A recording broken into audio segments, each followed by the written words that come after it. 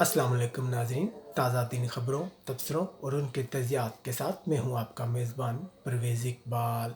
आज के प्रोग्राम में हम बात करेंगे तकरीबन 4 दहाइयों तक स्पेन में हुकूमत करने वाले साबिक़ फ़ौजी डिक्टेटर जनरल फ्रांको की, जिनकी बाक़ियात को मुंतकिल किया जा रहा है। लेकिन इसके साथ ही हम ये भी कहेंगे कि ये नसीहत है उन तमाम फ़ौजी डिक्टेटर्स के लिए जो मुंतखब जमहूरी हुकूमत का तख्ता उल्ट के इक़्तिदार पे काबिज़ हो जाते हैं। जनरल फ्रांको को तकरीबन उनके मरने के 44 साल बाद एक वसी कब्रिस्तान से एक छोटी कब्र में मुंतकिल किया गया और बाद में हेलीकॉप्टर के ज़रिए उन्हें मैड्रिड के करीब एक निजी कब्रिस्तान में मुंतकिल किया गया, जहाँ उन्हें अपनी अहलिया की कब्र के साथ वाले इलाके में दफन किया जाएगा।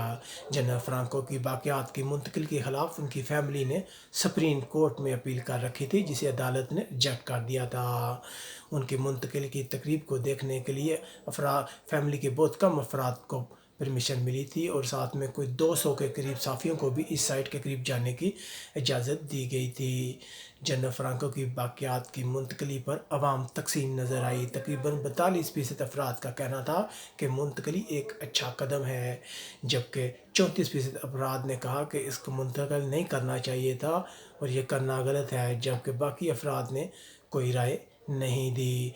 जनरल फ्रांको ने गलीसिया के करीब एक फ़ौजी घराने में आँख खोली।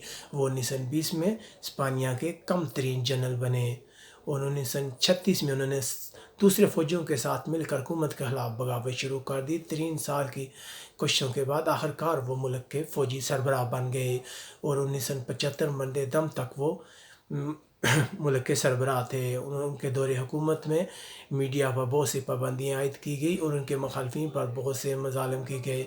उनके दौरे हुकूमत को स्याह दौर के तौर पर याद रखा जाता है और स्पेन की गवर्नमेंट ने यह वादा किया था कि उनकी बाक़ियात को मुंतकिल करेगी ताकि उनकी कोई भी निशानी बाकी ना रहे।